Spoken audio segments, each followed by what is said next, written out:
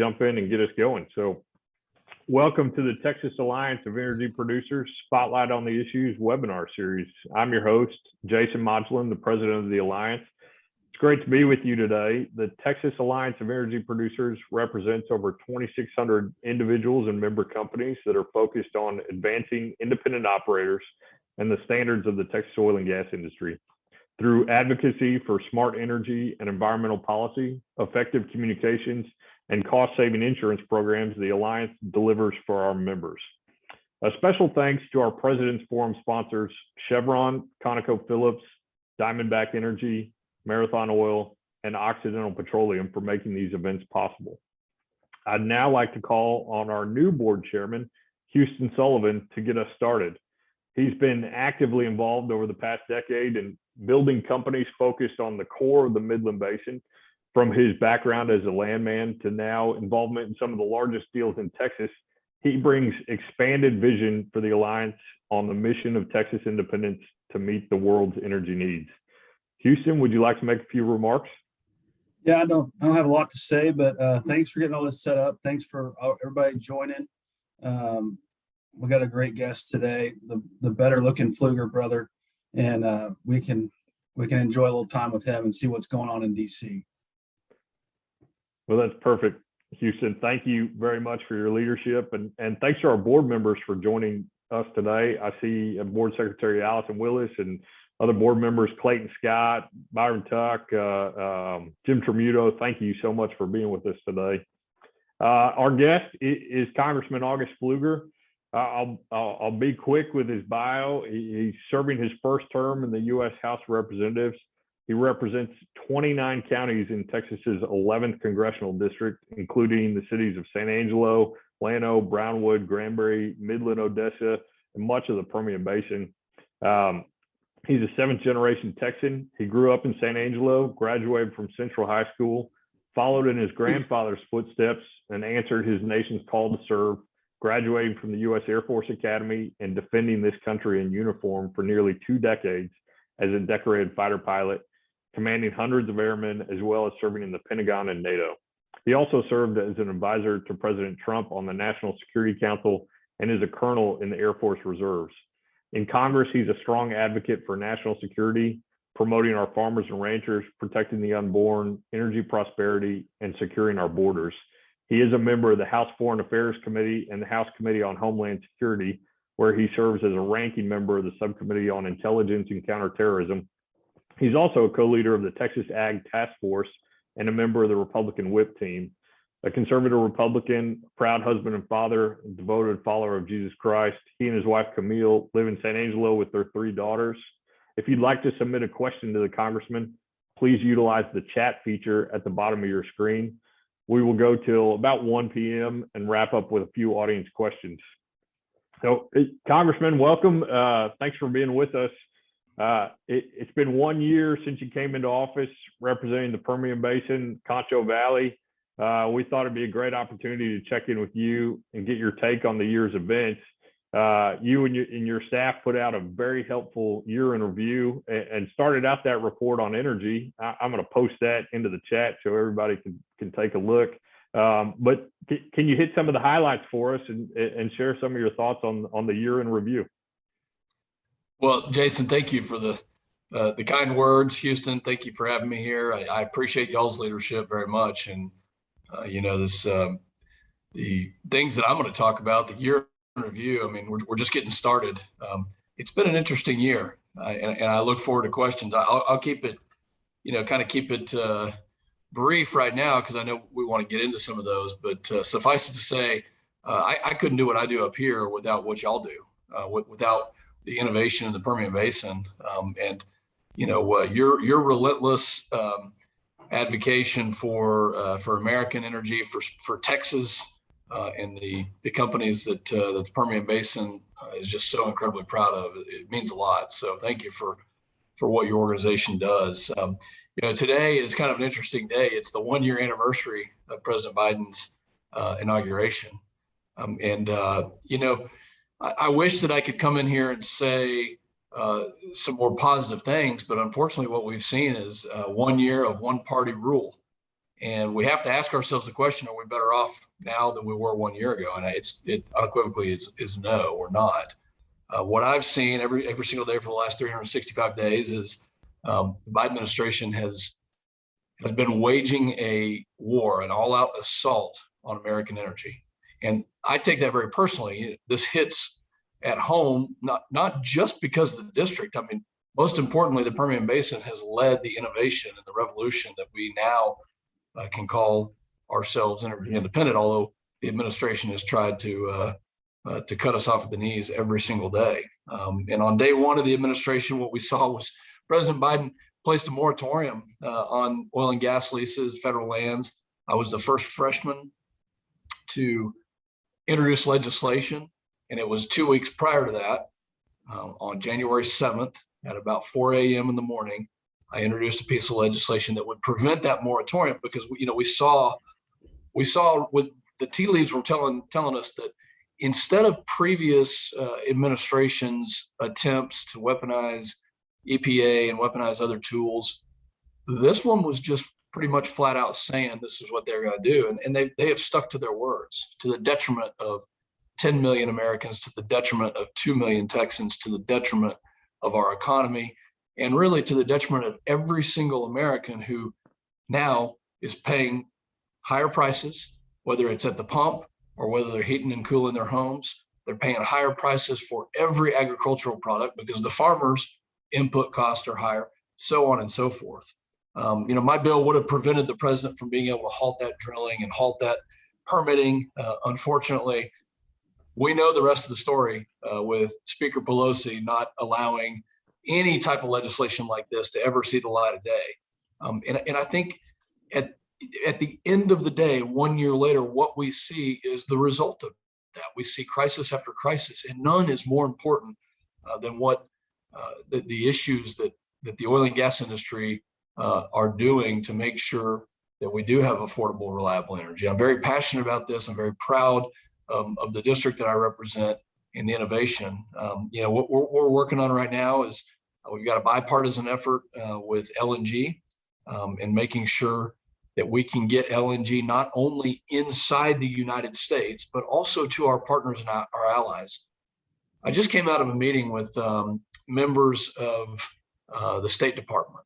These are assistant secretaries, deputy secretaries, people that have been doing this job for a long time. And we're talking about the Ukraine.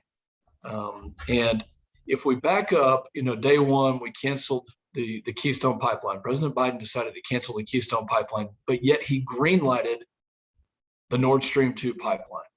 He greenlighted more money into the hands of Putin, more money into the coffers, more leverage for the Russians to hold against their neighbors, including the Ukraine. And on a scale of 1 to 10, the State Department is worried at a level 10 about what's going on in the Ukraine. And my message today is what I want to tell everybody that's listening here, and Jason, the importance of the work that is done by Texas producers that has created that revolution to make us energy independent. Every single person that's doing that or associated with that or supporting this industry is doing something that is of national security importance. We wouldn't be in this situation with the Ukraine if it weren't for factors such as the Nord Stream 2 pipeline leading up to this point in time, because I can't tell you how many countries, as a member of Foreign Affairs, you might ask, well, what does Foreign Affairs have to do with the oil and gas industry? It has everything to do with it. It has everything to do with our security. And as a member of that committee, dozens of countries, Eastern European countries, from the Baltics, Latvia, Lithuania, Poland, all the way down into the Balkans, have sat in my office and told me that they want more access to more U.S. oil and gas. Every single one of them, because they don't want to be dependent on Russia. And that's really at the heart of the matter, what we're seeing in the Ukraine right now, and a huge factor in the dependency that leads to a less secure country. So I'm going to pause there.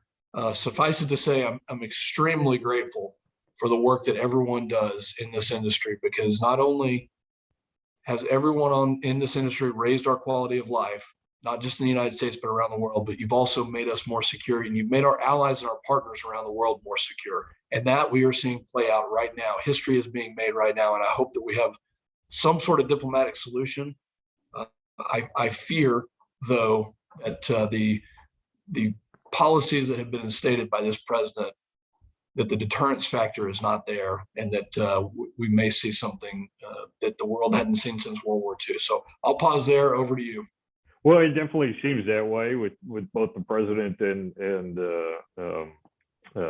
Press Secretary Jen Psaki basically saying it's coming or it's imminent, and definitely want to get into the security question, but backing up a little bit on those trading opportunities, you meeting with both our European allies, but then other countries around the world. Tell us more about your work to protect the market opportunities for both crude oil and LNG exports. I know you had some legislation on that. Well, as a pilot, indulge me for a second. I start at the target, and that target for me is market access. And so on this LNG legislation, the thing that I look at and I'm working through is I see a State Department process that is arcane and it's outdated, and it takes a long time for companies to get the approvals that they need in order to ship LNG and export it to specifically non-free trade agreement countries, of which there are multiple, more than 10 to 15 countries that want it but can't get it right this second. So that's really what we've done. It's a bipartisan piece of legislation. It opens up that access, would open up that access in real time, not waiting 3, 4, 5 years, but actually getting that approval done. I mean, the lifting of the crude oil ban in 2015 was so massively important. We've heard that this administration has discussed, reinstating some of the bans. This would be tragic. And thankfully, they have come out publicly and they have said that they're not interested in that. But listen, I don't trust that too much. We're going to continue working to expand access. Number two, let me tell you about Mexico. We have a lot of oil and gas and product that goes from the Permian Basin into Mexico.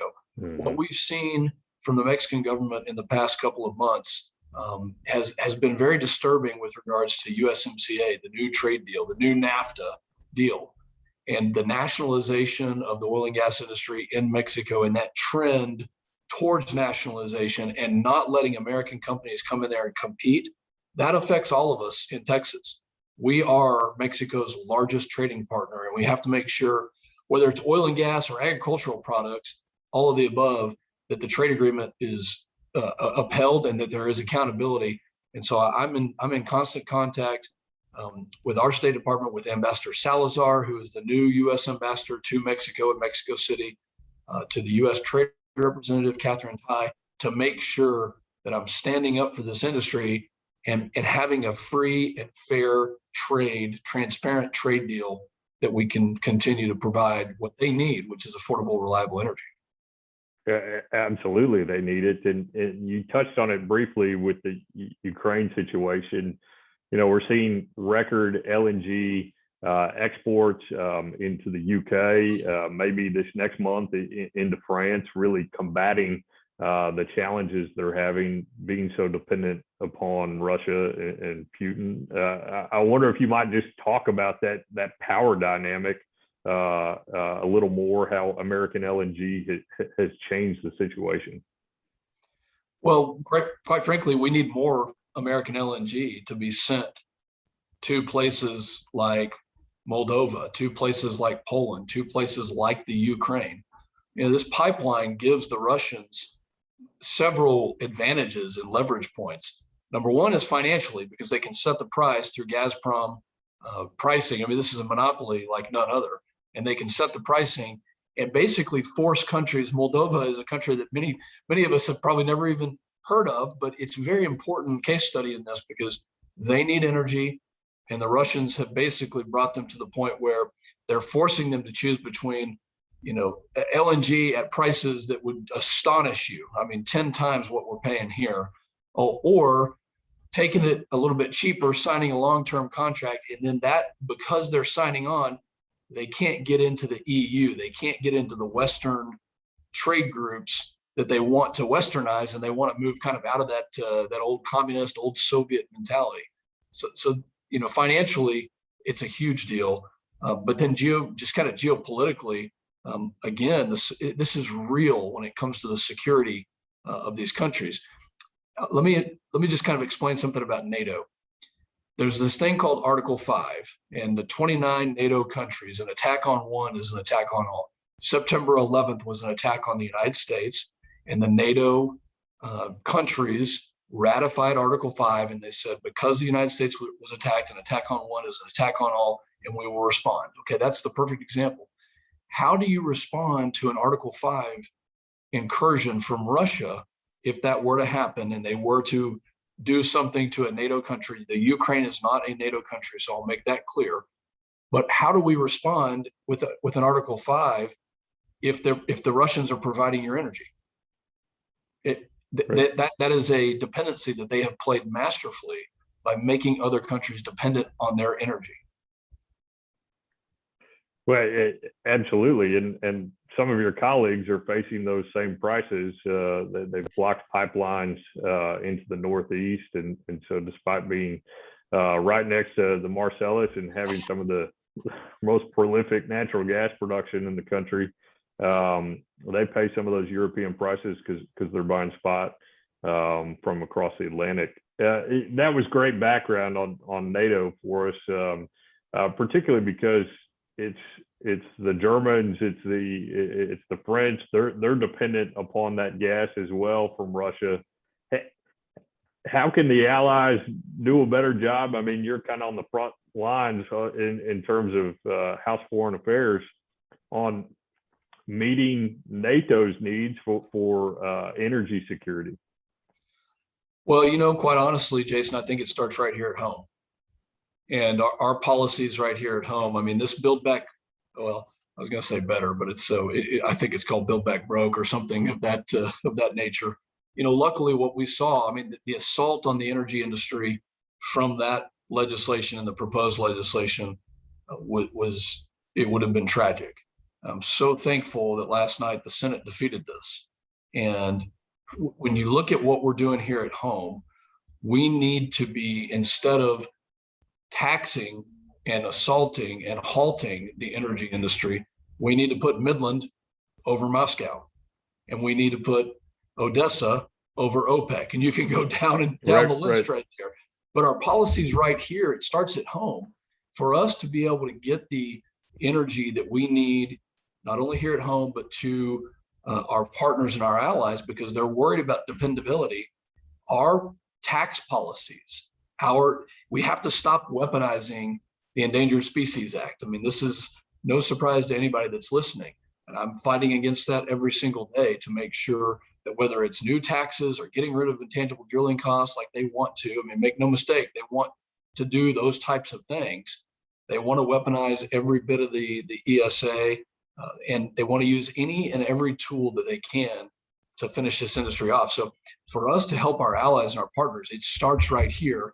This is what we did so brilliantly for the last decade, where the independent operators, the people that are living in the Permian Basin, South Texas, have done a great job of figuring out how to produce energy at a really low cost that then translates into a better quality of life. Jason, I'm sure you're aware, because I know we've talked about this before, but I'm going to say it. The message, and I'm part of what's called this Conservative Climate Caucus, okay? Don't take that for anything other than we are the ones that want the message. We're going to come up with our narrative, and that narrative starts with the fact that what people in Texas have done in the last 10 years has lifted 1 billion people out of poverty around the world. Right. That is the narrative. And while doing that, we've also lowered emissions more than any other developed country in the world. And that's the narrative that we want to get out there. We just had a meeting this morning with this Conservative Caucus, and we're going to keep working on this narrative. We're going to keep getting it out there, but I need y'all's help on making sure that we tell the story about what this industry has done for humankind, if you want to put it in those terms. Well, you're absolutely right on that. I mean, we're seeing emissions back to 1990s levels. 70% of the emissions that EPA was tracking when they were first put into place are down, thanks in large part to natural gas replacing coal. And then around the world, anytime we can export natural gas, it's seeing reductions in emissions into those countries because it's replacing dirtier fuels, whether that's natural gas produced in Russia or whether it's coal or biomass that unfortunately is still burned and burned in home hearths that are very dangerous for human health. So yeah, that's a great message you have, and anything we can assist or share in that process, we certainly want to do it. It's frustrating to see the administration continue to call on OPEC and other countries around the world to increase production. I know they've got your phone number. I know they've got phone numbers to call producers in Midland, and yet there seems to be a disconnect there that they're not calling on American producers to increase production. Well, one of the things that I'm doing is in April, I've brought a number of congressional members to the Permian Basin, and we will continue to do so because it's, really, I look at my job in a couple of different ways from a couple of different perspectives. But the number one thing that I can do right now is educate other members, and starting in the Republican Party to make sure that they know what the messaging is, they know what the industry does, but bringing them to Midland, bringing them to Odessa, understanding how hard this business is, but how easy all of you make it look, and giving them the tools to then talk about it. Look, I'm going to continue to reach across the aisle as well, because, I do believe we're going to win the House back in November. And my hope is that we can look at this together and that we can educate the rest of America on how good our industry is and the fact that we've done wonders for our climate, and we will continue to do so. Yeah, I think that's a great point. I mean, we're watching the EPA move forward on new methane regulations that kind of expand the 2015 rulemaking. The Alliance and others, you work with a bunch on DC, whether it's the Independent Petroleum Association of America or the American Exploration and Production Council. And we're working with them to provide comments and hopefully see a workable regulation is put in place. You've touched on those lower emission standards, and really want to compliment you for bringing colleagues on both sides of the aisle to the Permian Basin. How can we, as an association, or maybe the independent producers that are on the line, do a better job of delivering that message? What is some of your counsel for us on how we can help you?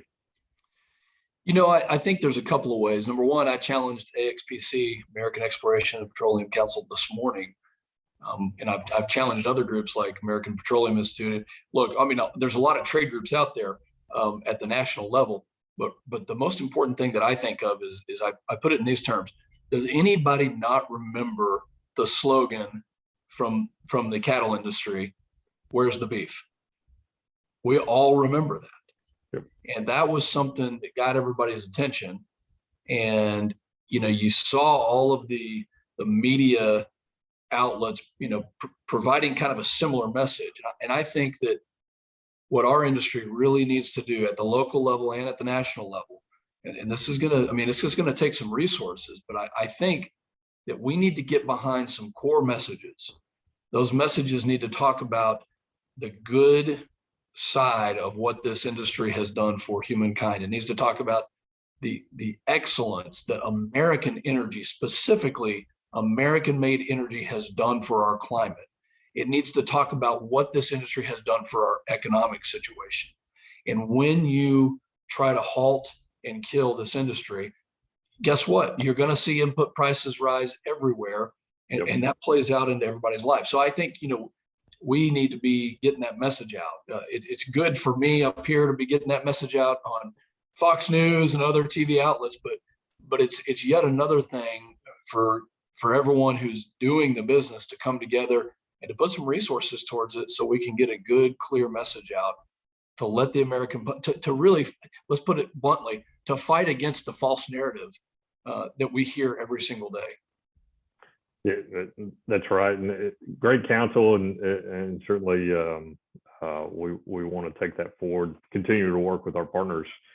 You touched on this a little bit, and again, want to thank you for working in a bipartisan fashion, really, to remove some of the most harmful tax provisions in the Build Back Better legislation. It's seemingly stalled in the Senate, but can you share any insights on its prospects for either being resurrected or repackaged into other legislation? Well, there's no question that they want to do that. And I just a laundry list. I mean, percentage depletion or marginal well credit or the enhanced oil recovery credit. I mean, these are all things that they want to go after, that they want to change. You know, and I as I talk to people, I don't get the sense that even the government supporting. I mean, I want a free and fair market, and so when it comes to subsidies and when it comes to some of the things that have been given to renewables, I don't even really get the sense that most of the industry is as focused on that as they are on the things that I just mentioned. They certainly want to repackage it. There's going to be a lot of pressure. I mean, President Biden woke up this morning and probably had a pretty tough morning in the White House because there was a failed attempt at getting a message out yesterday for 2 hours in a news conference. Senator Sinema and Senator Manchin came out and said that they were not going to repeal the filibuster. So they are going to be looking for some victories, and some of the victories that their base is going to want them to get are going to be focused on this industry. So we're going to keep our ears to the ground. We feel really good about where we are right now because we've had some major efforts to halt those things from happening. I met with Senator Manchin last fall.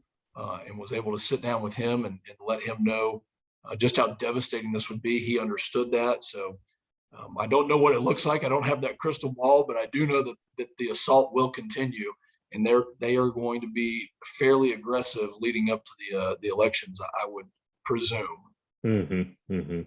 Well, let me remind our audience that if you've got a question for the congressman, please utilize that chat feature at the bottom of your screen.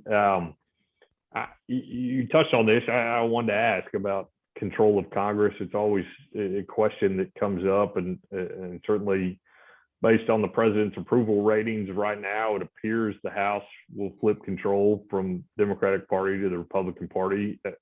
I wondered, one, if you agree with that, and then two, does that help spur some bipartisanship where one party control has come up short on some of these negotiations within his own party? I do agree with it. I think we will get the House back. We're working really hard to have good policy that makes us more prosperous and more secure. And that's exactly what the oil and gas industry does. The one party rule has been disastrous. I mean, it really has. Just crisis after crisis, whether it's a southern border crisis, whether it's an international crisis in Afghanistan or now in the Ukraine. I mean, look at what's going on in China with the genocide, and then they're about to host the Olympics. Obviously, energy security is at the heart and soul of my passion for being here and serving. So we see crises everywhere, and I think the American public is waking up to that as well 1 year into it. And we're just not in a better place, and the numbers don't lie. I mean, at the end of the day, all of our divisions and things that we have going on, and I'll get to that in a second, but we're waking up and we're paying more for every single thing, and we're taking home less. And that hurts. That hurts working class Americans. That is what this industry has done so well, is it put money back into the pockets of every single American, every single Main Street business. And so, yes, we do need to get back to debate and discourse in our government. It's okay for us to have different ideas, and I hope to be a leader on that. Quite frankly, I want to give my Democrat colleagues, I want to give them a chance to see how important this industry is, and a narrative to take back to their base to say, look, we are doing what's right for the climate. And if we don't do it, China will do it and Russia will do it. And it's going to be much dirtier, and they're going to become stronger. And that's the kind of narrative that I want to have that conversation so we can come back to the table. That's been a very disappointing piece of the first year for me. Yes, agree with that. Our partner, Judy Stark over at Panhandle Producers and Royalty Owners Association, sent in some great questions. Wanted to read off a couple of those. You said there's 28 Democrats not returning, or at least have announced that they're not returning in the House. Do you foresee those flipping, or how many of those seats do you think Republicans could win? Yeah, that's right. It's record-breaking retirements. In 2010, it was not nearly that many, and the House flipped pretty significantly in the favor of Republicans. So I don't have the exact number. I wish I could tell you that right this second, but I know a significant number of those are likely to be returning with Republicans. And the significant piece about those 28, when you look at them, most of them are senior members. And so it will be well into 30, because we just had the 27th and 28th announce their retirement on Tuesday. And I do believe that it'll be well into the 30s before it's all said and done. And as redistricting is happening across the country, you know, there's factors out there that are changing this, but we feel good about it. But, you know, listen, this issue, energy security, is one of the most important issues. And I'm going to continue to lead on this, so that we make it apparent and easy for those independent voters, the ones that, you know, sometimes go with an R and sometimes go with a D. We want to make it an easy choice for them to say, if you vote for the person with an R behind their name or in front of their name, that person is going to stand up for United States energy, for Texas energy. This is what they stand for. That's the platform. And it's pretty simple for me. I want to give them a clear choice that you're standing up for the American worker and for American energy. Well, and that message is sometimes hard to get out. I mean, Judy in her other question asked, you know, we've got a legacy media or traditional media that is so adverse to our industry and sometimes to that type of messaging. How do we get the word out? How do we end around? We've tried to use a lot more social media to kind of address that issue, and also going directly and speaking to people. Many times it's hard to get an op-ed in a newspaper or to get just an unbiased news coverage of the real issues. So any thoughts there, or how we can continue to get that message out? It's the $1 million question. It's something that as conservatives we fight every single day, because the getting the message out, you know, you're not going to get a fair shake on some of the mainstream media outlets. I mean, just look at what some of the social media outlets do. I mean, they're none too happy to kick off certain people. And, you know, I think what Judy's asking is really important, and it kind of touches on my first point, which is asking all of you to really think about how we can message. I mean, messaging to our communities is one thing, but messaging to the broader audience, and especially in places where they don't produce like we do, that's really the challenge. I mean, we didn't touch on ESG issues, but you know, this is also a huge concern, whether it's the messaging or whether it's the access to capital. We're very concerned about this bias, this anti-industry, anti-energy bias that I think has taken root, and it seems to be a very emotional, almost religious-like following that's not based on science, and it certainly is not based on economics.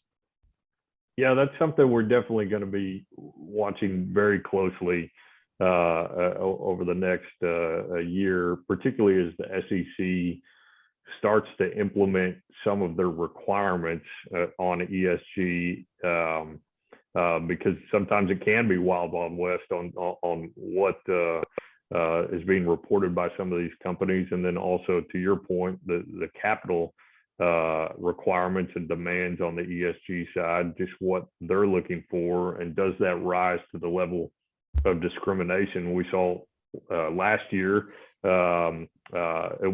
Actually, during the Trump administration, the Office of Currency really looking into, is there discrimination taking place on those lending practices, and certainly we want to make sure that that's not taking place. I'm sure you've been following some of the Texas legislature's actions on that to make sure that there's not discriminatory practices against oil and gas taking place and then being turned around and rewarded with dollars from employee retirement system or teacher retirement system things of that nature.